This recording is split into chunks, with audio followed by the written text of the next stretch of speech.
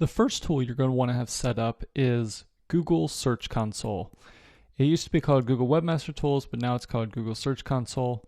If you do a search for it, just Search Console, it most likely is going to appear at the top. So that's where you go. Now, this is a free tool by Google.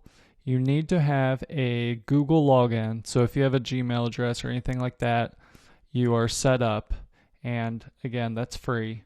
But once you are set up, it will start to look like this once you set up your websites. Obviously, I have a few websites under my account. When you first log in, it might look a little bit different, but once you are ready to go, you will hit add a property or something like that. Put in the name of your website. Hit continue. And then you have to verify and prove that you are the owner of your website. And this is understandable because Google Search Console is going to give you valuable information about your website from Google's eyes, and they don't want to just give this information to anyone that wants it. They want to only give it to the actual site owner. So you have to prove that you are the site owner of your website. And there are a few different ways to do it. You can upload a verification file to your website. If you're familiar with FTP, then this is a quick and easy way to do it. There are also alternate methods of verifying. You can place a little piece of a line of code on your website and put it inside the header section of your website if you know how to do that. You can also do domain name provider. So depending on if you have one of the most popular domain name services, you could do it that way. Google Analytics, if you are familiar with Google Analytics already and have it set up, you could do that, or Google Tag Manager. So there's lots of ways to prove you are who you are and you are the owner of the website. So what do we get when we actually do this? After all, you don't want to waste all this time verifying if it's not worth it. Well, I'm here to tell you it's very much worth it. Google Search Console is something that every website owner should have. So let's just take a look. We can get crawl errors, any technical issues that are with our website, some search analytics numbers.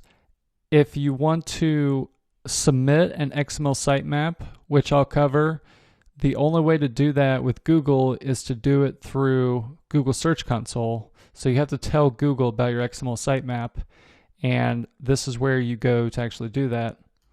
And they're constantly adding features here, so if you go into login and things look a little bit different, don't worry. It's just because they are constantly changing the different tools and things that they offer you. So let's see. HTML improvements, this is really a cool one. If you have any issues with your title tags or description tags, etc., Google will actually display them here, so that's really valuable. So search traffic.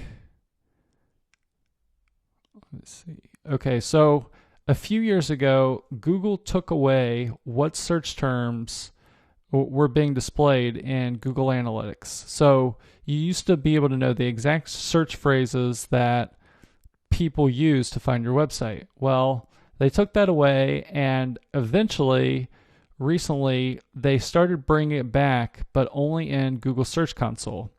So this website here can actually see what terms are being searched for to find their website. So this is incredibly valuable information. And again, you only get this information if you sign up for Search Console. So that's another reason to have it. If you want to know who's linking to you, there are some tools out there that will do this, some third-party tools, but Google also offers this, so you can see what websites are linking to you. Internal links, this is not nearly as valuable as some of the other tools, but you can remove URLs, block resources. I don't want to go over every single tool because there's just so much in here. The main thing I want you to understand is there's lots and lots of information, and it's reliable information because, again, it's coming directly from Google, and there's not a better place that you want to get information from if you're wanting to get search SEO traffic. So again, crawl errors, which we talked about, you can find out what broken links, any issues with your website, lots and lots of stuff. The other thing that isn't being displayed here is, let's say you discover a huge drop off in your traffic and you don't know why. Well, if you have Google Search Console set up, Google may provide you the information as to why your search traffic dropped. So if you got completely blocked, if all of your pages aren't showing up anymore, then maybe there was something that they detected as spammy, and they will tell you. I've had clients do this where we would have no way of knowing why they were dropped by Google if it wasn't for being set up in Search Console and them specifically saying that there was some hidden text on some of their pages and that was the reason they were dropped. Or sometimes they may let you know if you were hit by a major algorithm change. So if you were doing something fishy there, then they may say that you were hit with this algorithm update and you can resubmit your website for reconsideration after you've fixed the issues. So major things like that can show up in Search Console. There's just lots and lots of information here, and it's a really must-have tool to have. So do yourself a favor. If you have a website set up, one of your checklist items that you need to do is get set up in Search Console, because there's lots of information which we will go over in as much detail as we can in later videos.